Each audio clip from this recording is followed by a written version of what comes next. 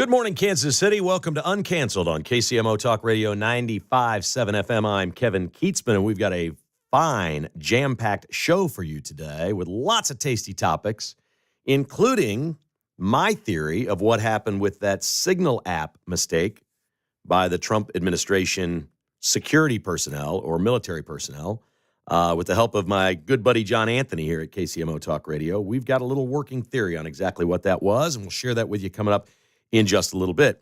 Around 10:30, I'm going to talk a little bit about the state of radio in Kansas City. It's been a bit of a theme today. Chris Ketz came in, although he's in TV. Have you ever heard anybody know more call letters to more radio stations than Chris Ketz? That was awesome. That was impressive. It really was, in all these towns and stuff. So he's obviously an aficionado, but it was a wild week in Kansas City radio, and I'll have some thoughts on that. And that was my tease a little bit earlier about, I'll have some comments about Pete Mundo as well, as we'll do that coming up in about 30 minutes. And when we talk with Mark later, get ready for it, there's more disturbing news surrounding the Gene Hackman death. Ooh, so bizarre. We start today with a story that I had a rule around my house with my kids when they grew up. I'd never let them, I'd give them a lot of leash, a lot of leeway to do and say a lot of things because I believe in free speech. There was one thing I did not allow my kids to ever say. I did not allow them to say that's not fair, because there is no such thing as fair. You walk through life and you don't expect things to be fair. If you do, you've got your head in the sand, or maybe you're just a happier person than most and it's a pie in the sky world and you just have everything like off a duck's back, rolls right off you. I don't know. Life inherently is not always going to be fair. So I can't use the term here about this first story that I'm going to talk about and say it's unfair, but boy, it's bad. It's disgusting. It's despicable. I have wrestled all morning with whether or not to even bring this up. But I'm going to, because I'm going to talk about Kansas City's first couple. And it involves media. So that's two things that are obviously important or newsworthy to a lot of folks. And I guess this is a gossip site of some sort. It's called The List. I spent some time on the website. There's a writer there named Lauren Waters.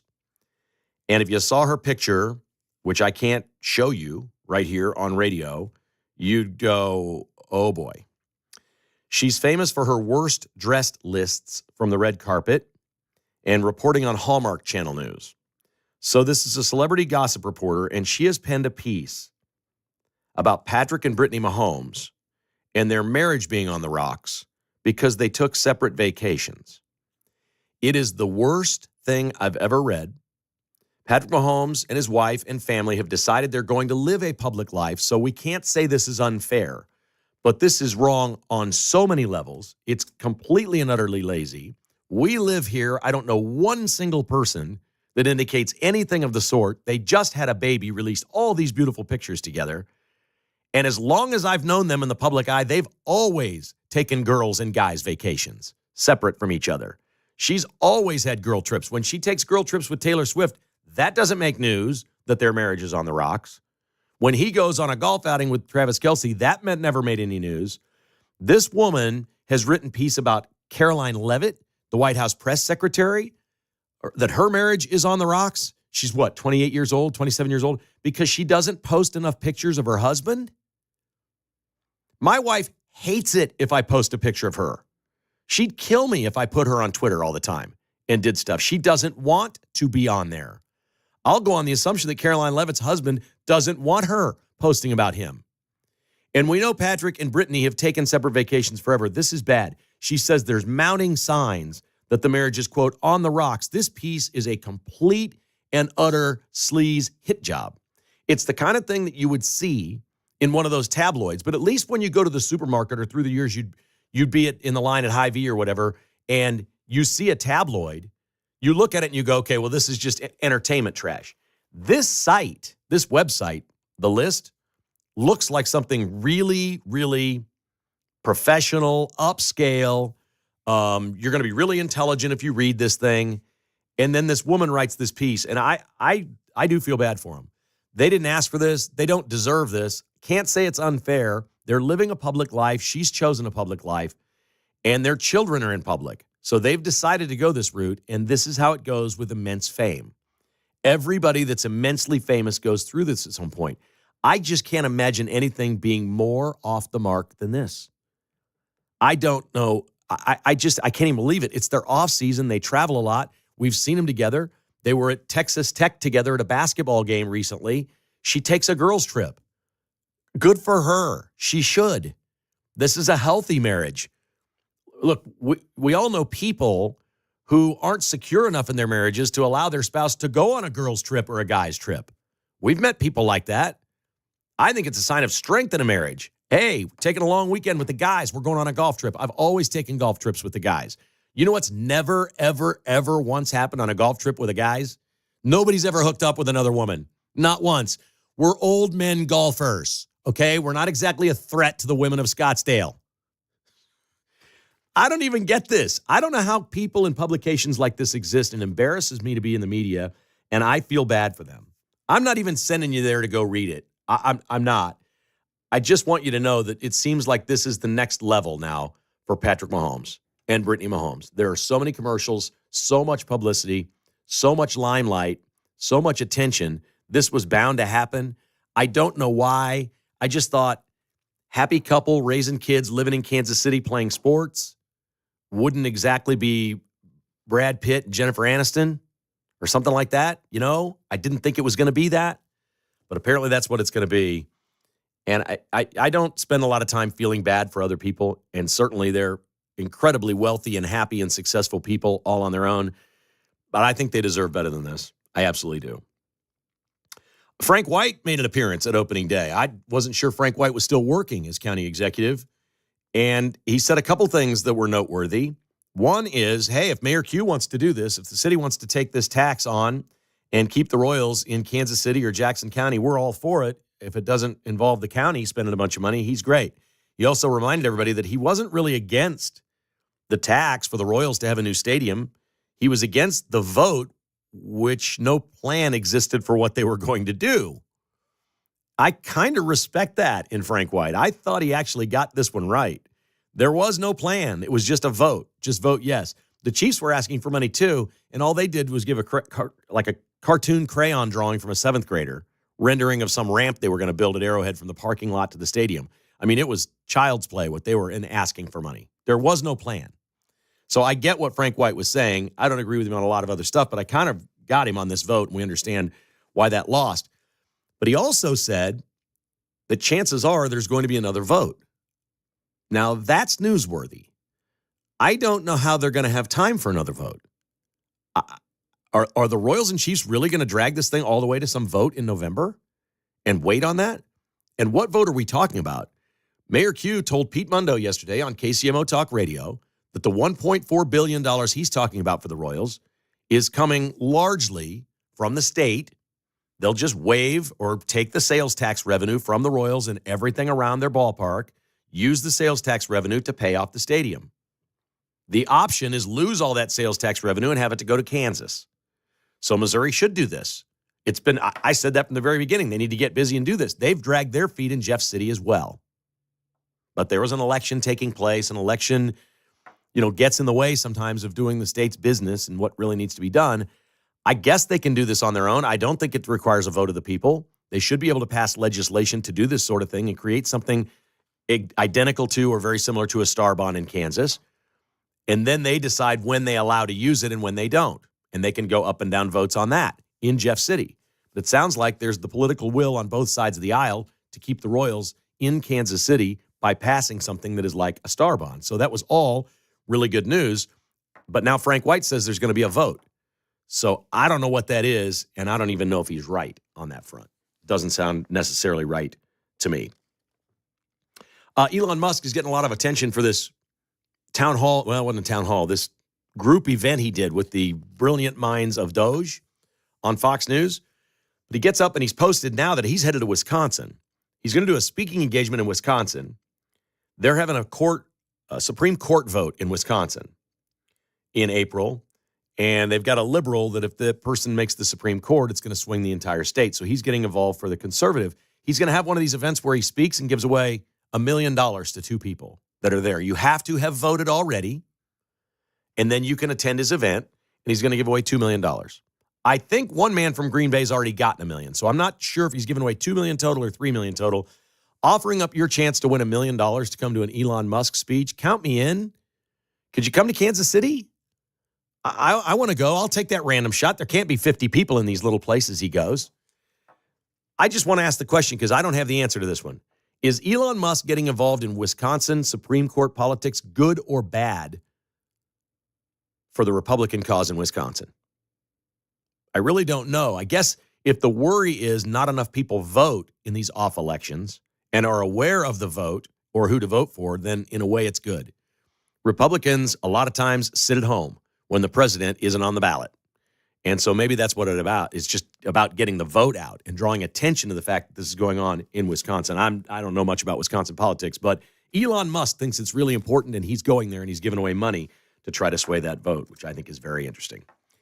If you'd like to join the show, we always take your phone calls here at Uncanceled, 913-408-7957. That's 408-7957. I've got open phone lines if you'd like to join us next on KCMO.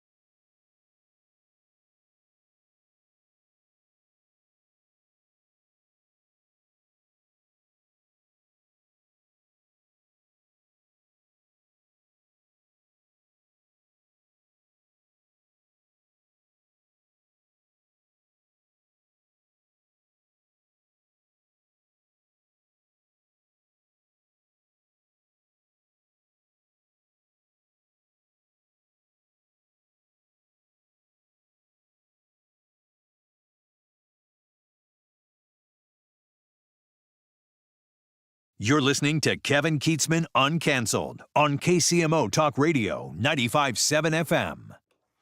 I guess where I'm really coming from on this Patrick and Brittany Mahomes thing is they can't respond to it. There's no way to respond. If you make any sort of response to these things, you look bad. So they can't do anything about it. And I don't understand how a person like this Lauren Waters takes so much time to go to college, get a degree, English major, become a writer, and how you sleep at night pumping out stupid falsehood rumors about celebrities for a living. I guess you file that under, some people will do anything for a paycheck. I can't even explain it. I can't even fathom going to college, being an English major and wanting to be a writer and do things, and that's what you write. I can't even fathom that. It's a crazy, crazy world we live in. We're going to talk a little bit about radio coming up in our next segment. I've got some thoughts on what happened in Kansas City this week in a positive way. Not going after anybody today. I've got some positive things to say about our fair medium and how it may affect you. We certainly appreciate you listening every single day. My good friend John Anthony yesterday, or a couple days ago, and I were talking after the show about this situation with the Signal app. And we all know what happened. They included a reporter named Jeff Goldberg on the text group inside the Signal app. And the Trump administration has admitted it was a mistake. They put somebody in that they shouldn't have been in there. It was apparently an aide to Mike Waltz, who had this reporter's contact in his phone and entered him in the group by accident. So I'd heard a report earlier in the week that said the insiders are saying there were several JGs in his phone, because sometimes it's just initials and you punch it and it goes in, and when they pop up, it just says JG in the group. You see the initials of the person in the chat group. That's what you see. And I'd heard a name on, I think it was the Guy Benson show, but it was the fill-in host a couple of days ago, who mentioned this person, and I didn't remember the name. John Anthony found it, and I've done a little more research on him. His name is Jameson Greer, who's also JG. Jameson Greer is the U.S. trade representative appointed by Trump. He also worked in the first Trump administration. He's a veteran of the United States Air Force. He is a lawyer, specialty of trade. He's a trade lawyer, international trade lawyer. I guess there's a lawyer for everything. His stances are he's tough on China and wants the United States to trade more with India, the United Kingdom, and the Philippines in particular. So these attacks have been taking place on the Houthis, who are terrorist rebels, whatever, in the Red Sea that are upset over Israel blocking certain things getting to Gaza. So they've been attacking ships. Well, we're trying to clear out the Red Sea and make sure the shipping lanes are open. These military strikes in question in the Signal app against the Houthis are all about trade and keeping the shipping lanes open. It stands to reason, as we've now killed at least 57 Houthis, and there were attacks more last night. They just continue. They don't make the news much. We're attacking these Houthi sites all the time now. We're hitting ports in the Red Sea where their ships go out and they start firing at our Navy ships and whatnot. Jameson Greer is Trump's expert on that shipping lane. It's his job. It stands to reason Jameson Greer was supposed to be on that thread, because this whole thing is about what he's an expert at: the shipping lanes, the trade. So when I heard that, I think I briefly mentioned this a couple of days ago because we've talked about the story quite a bit.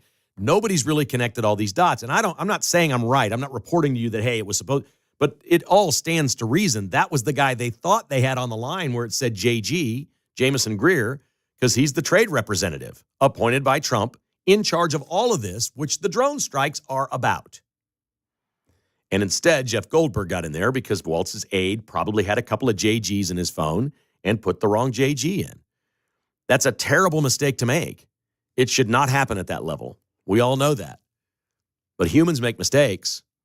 There was no mistake with the missions. Nobody was hurt, and nobody was put in harm's way. Really, these strikes were not about, we weren't storming the beaches. We weren't, sending special forces into a port in the Red Sea to take the Houthis out. No, we're just hitting them from the air and taking them out one little cell at a time. But I thought I'd share that with you because I briefly touched upon it earlier this week and gave you really no detail on that. But Mike, thanks to John Anthony, who found his name the other day. And John's way smarter than I am. He tried to explain to me exactly how he found it. He did some search with JG and something like, that's awesome. I don't know how you did it. But he said, I'm just wondering who that is. And he wanted to know too. So there you go. It's Jameson Greer. He's our U.S. trade representative, a lawyer and an Air Force veteran, and he's working with and for Trump, and it sounds like he's doing some good work for the United States.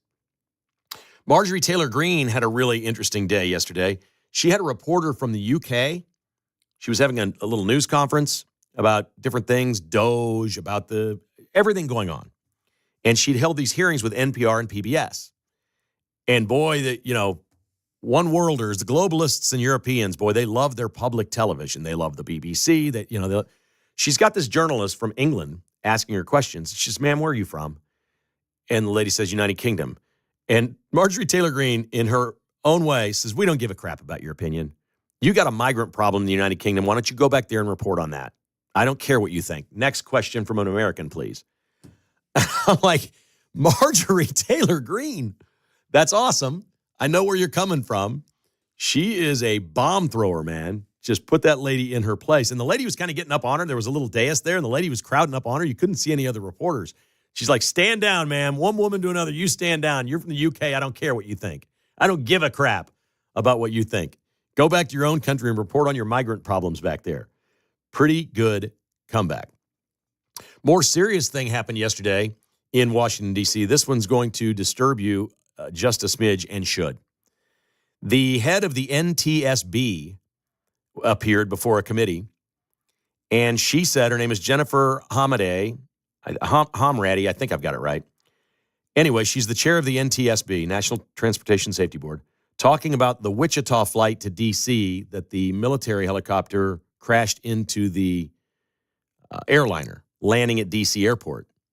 She has now testified that from 2021 to 2024, 3 years, there are 15,000 documented occurrences of a time that a helicopter was too close to an airplane. You can call it a near miss, you can call it a near whatever. Documented. Like this was going on. Like every single day, helicopters were too close to jetliners. They filed a report. It was noted by whoever does that. I don't know if that's air traffic control or who. It's noted. It's put in the file. And before this crash, that's 5,000 times a year this was happening. You can figure that out, how many times a day that is. I mean, that's just ridiculous that there was that many flights that close together of airplanes and military helicopters, and that was the chosen flight path for those helicopters. Now, those choppers aren't flying those paths anymore.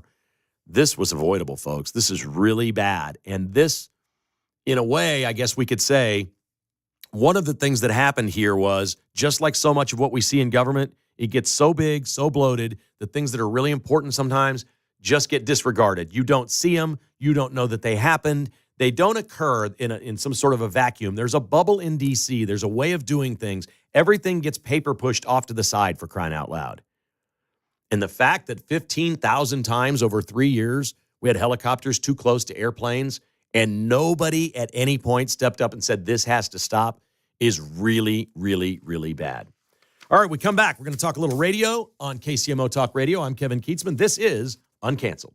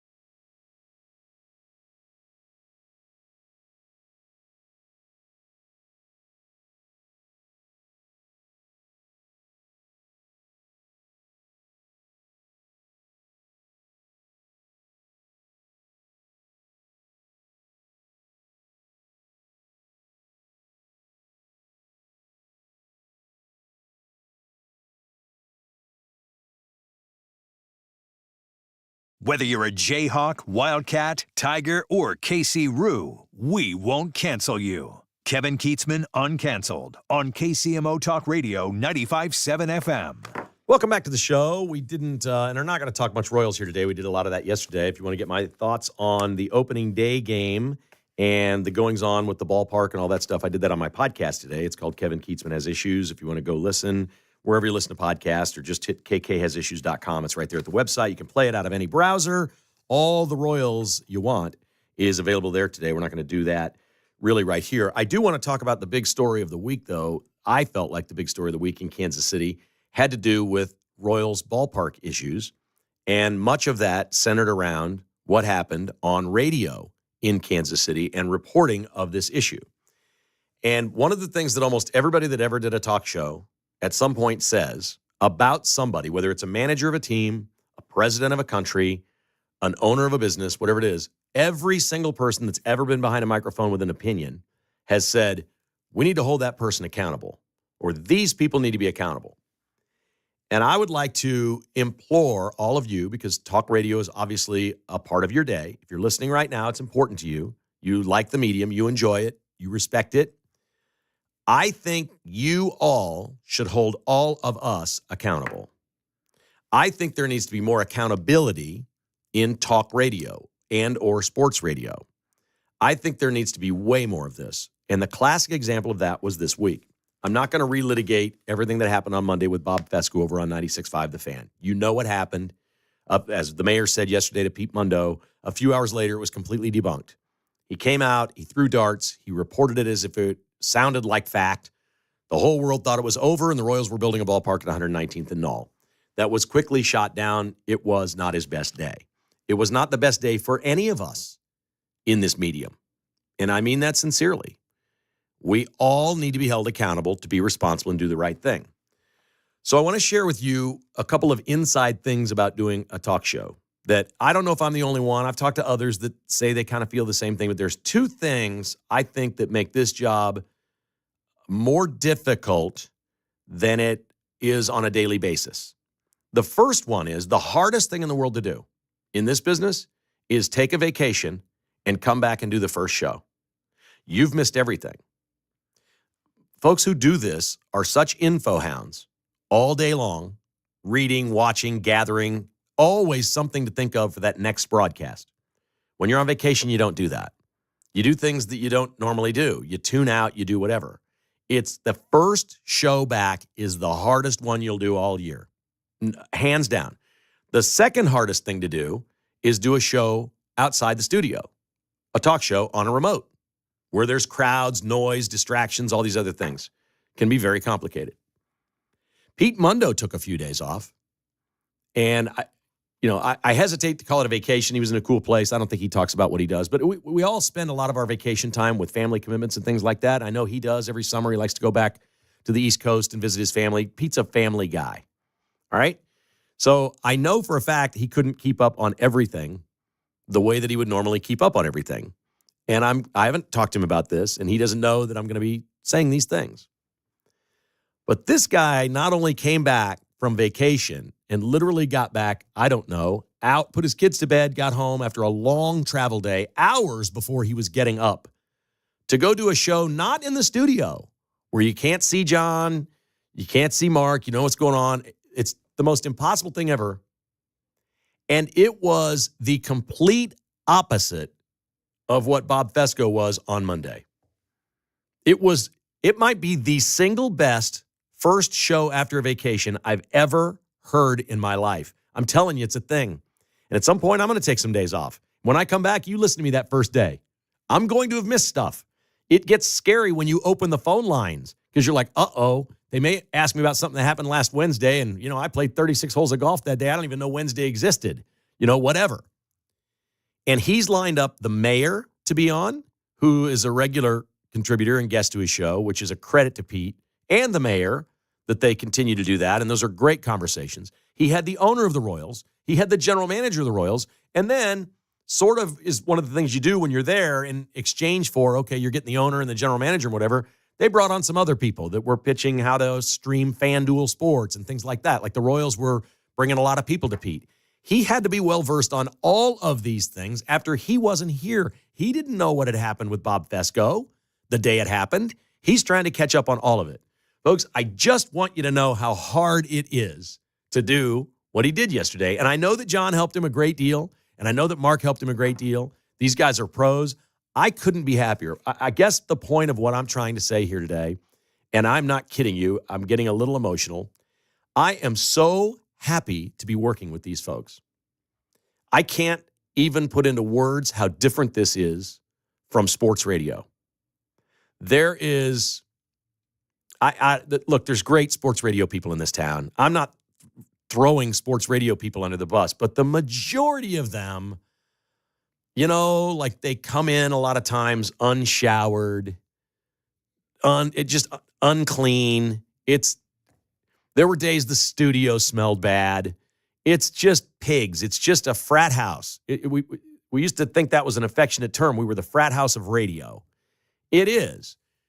But when you're that way, things get lazy and sloppy and not as professional. It's just a fact. I've mentioned a couple times, these are the nicest radio studios I've ever seen in my life. And the people that work here appreciate that. And they respect it. And I just couldn't be prouder. I'm the lucky guy that gets to go on after Pete. I mean, that's unbelievable. Now, the bad part is I had no chance yesterday of like, okay, Keats is on. He's got Rex Hudler. All right, that's fun. Me and Rex had a little fun. That's great. It wasn't the owner, and it wasn't the mayor saying where he's going to get $1.4 billion to build a new ballpark. I just want everybody to know how hard that was. That was really, really, really hard.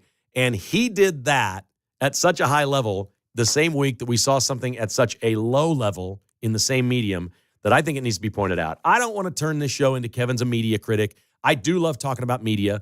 I love talking about politics and news and sports. I like all those things. I also know that most of the media talk that you consume is people in our industry making fun of media on the left and the outrageous things that they say. We play clips. We fixate on it. Sean Hannity makes a living off it. His whole show every night is just clips of Democrats gone wild. You get enough of that. I'm going to try on this show to do it a little more locally. And I'm not going to make any friends. And I don't have a lot of friends in the media. I have a lot of folks that, like Chris Ketz and I, we've known each other forever, but we don't do things socially. I'd say if you ask, we're friends, I guess. I could call him anytime. He can call me anytime, but we don't hang, whatever. I'm not trying to make enemies, but you got to hold us accountable. And I hope that you respect what this radio station is and the professionalism of the people that work here. And it's mostly reflected every day from 6 to 10 on Monday in the morning because he and John and Mark just crush it every day. And I couldn't be happier. I'm just thrilled. And it was really an eye-opening week for me because I know I've forgotten more about sports radio than most people will ever know about sports radio. Like I was so immersed in that thing in every aspect of the business every day for basically 25 years. Just nothing but eat, breathe, sleep, sports radio. And I darn sure know its weaknesses.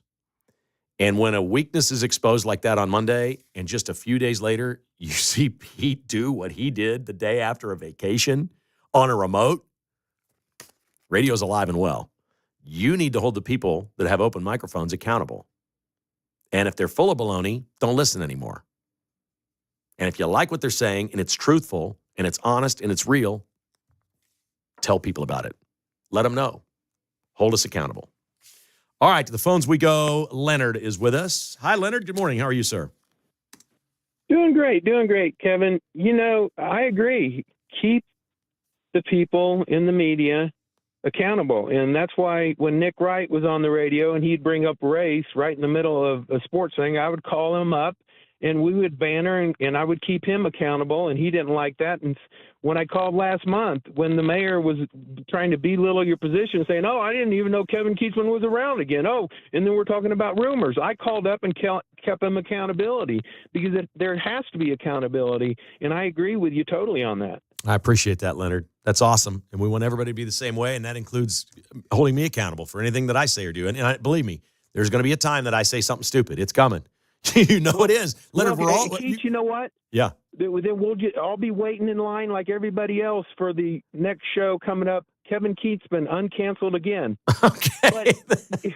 But anyway, I want to say something in closing real quick, Keats. Can I? Yeah, sure.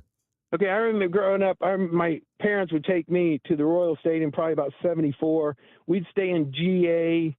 There was halter tops around, and we'd be yelling, hey-oh. It'd be August hot.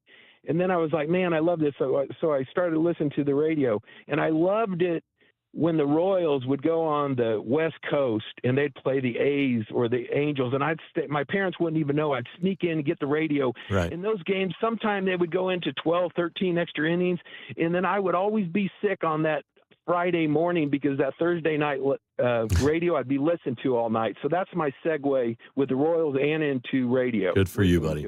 Appreciate that. And you and I were lucky enough to grow up listening to the great Denny Matthews, who's still on the air. Doesn't do as many games as he used to, but in the Baseball Hall of Fame. What a legend. I used to sit in the bleacher seats with my binoculars and watch Denny and want his job. That's all I wanted to do was be the Royals broadcaster. He's had an unbelievable career. All right, this is Uncanceled on KCMO Talk Radio. If you'd like to join us, call me at 913-408-7957. We're back on KCMO right after this.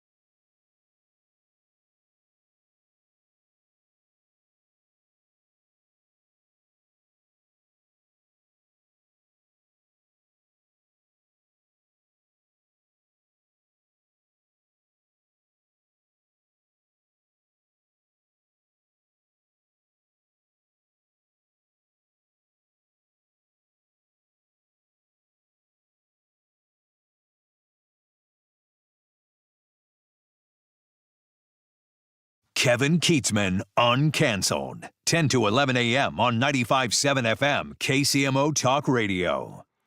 All right, we got a pile of stories here to finish with. We bring in Mark Van Sickle, Mr. MVS, for these. We like to have a little fun at the end of the show. Did you see the picture of the tennis star Novak Djokovic and RFK Jr.? I have not seen that yet. Yeah, I guess they had a little tennis match, which, you would think the Joker's going to take it easy on him, right? Hopefully. So this has completely triggered the governor of Hawaii, who's a pro-vaccine Democrat.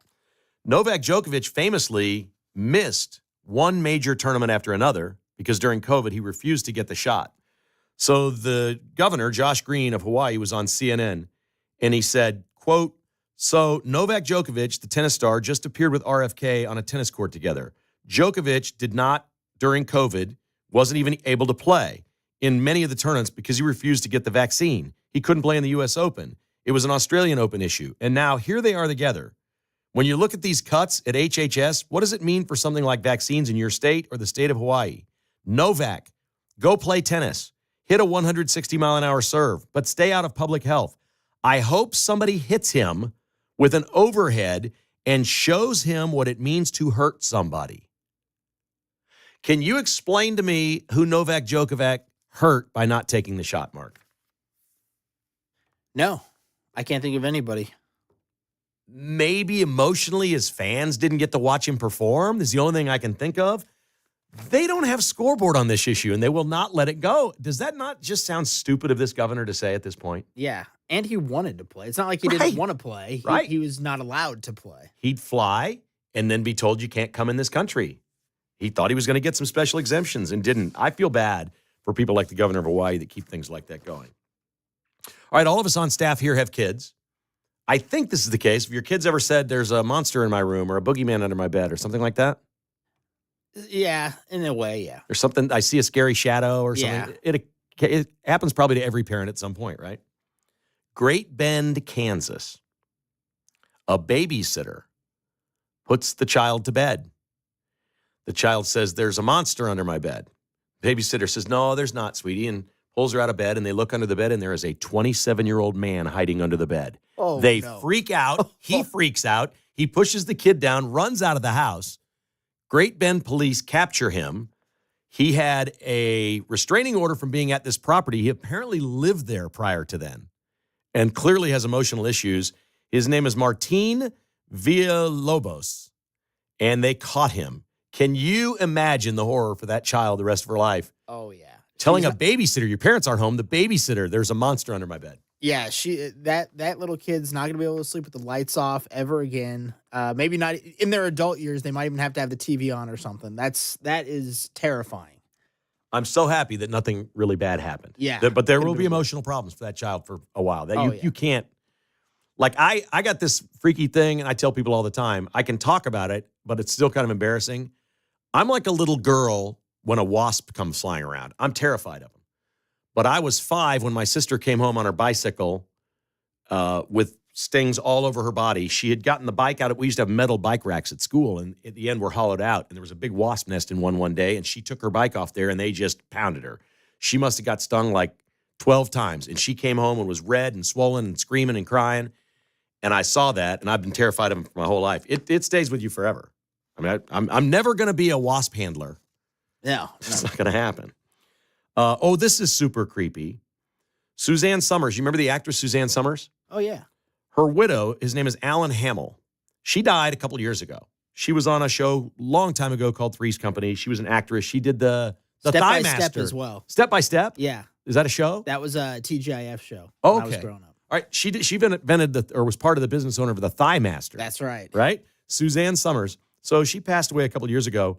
Her husband has been working with a company called Hollow, which is not Hallow, not the religious site. HOLLO, Hollow, as in short for hologram. It's an AI company, and he debuted at a show, an AI Suzanne Summers robot. It's the creepiest thing I've ever seen. It doesn't really look like her that much. This man is making a living off of his dead wife by making an AI robot out of her. The website is SuzanneSummers.com if you want to see this creepy thing. Yeah, that's a little bit weird by this guy. He maybe loved her too much. Yeah. Misses her. Can happen. I heard Pete talking about this earlier today. Where do you stand on the lady, Betsy Wolf, who sang the national anthem at the Yankees game with her iPhone reading the words, or at least backing up reading the words off her phone? I mean, if you've sung the song a lot, you should be able to do it without. It might be her first time singing it in public. So I don't know. I don't have too big of a deal with it. She sounded all right to me. I'm rarely on the fence, but I don't know which way to go here. I would simply say if you are at the level of singing the national anthem for the Yankees, you should not need your iPhone. Yeah, I agree with that. That's all. But Pete made an excellent point. It's better than screwing it up, but you shouldn't screw it up. If you get asked to do opening day for the Yankees and you're a Broadway singer, a Broadway star, that should not be a problem for you. Yeah, that's a big deal. That's not a big ask. It is a tough song. Everybody I've ever talked to said it's one of the hardest songs they'll ever sing. It's very difficult and complicated to sing. And I promised at the start of the show we'd update you on the death of Gene Hackman and his wife, Arakawa. She died several days before him. He had dementia and Alzheimer's and didn't realize she was dead. And then he had a heart attack many days later, and people have asked, well, nobody knew this happened. It was like 11 days past or whatever. The kids didn't stay in touch much. They weren't phone people, apparently. There weren't a lot of phone conversations. They were reclusive. They lived on a giant estate away from people and kind of kept to themselves as he had gotten sick. It's been a month. Can you believe this? Santa Fe, New Mexico. Gene Hackman and his wife are still listed as unclaimed decedents. They're still at the morgue. Nobody's come for him. He has an $80 million estate that he left to his wife, but she died before him. He has 3 children. It stands to reason they're getting the $80 million. Gene Hackman and his wife are still listed as unclaimed decedents. What's going on, Mark? That's crazy. That's absolutely crazy. And he hadn't talked to his daughter in like 3 months or something like that. I don't know what's going on with that family. Unclaimed decedents. I can't think of, it says in the story, or they asked somebody at the county there, what's going on. It doesn't mean that somebody isn't making arrangements, but at this point, they're unclaimed. That seems, just tragic. If you're the kids, how do you not, the second it happens, how do you not just fly in? Say, we'll take care of everything. This has got to be handled. Wild stuff. Hey, thanks for listening. The Vince Show is coming up next. I hope you have a fabulous weekend. Thanks to John and Mark and Pete. What a great week here on KCMO Talk Radio.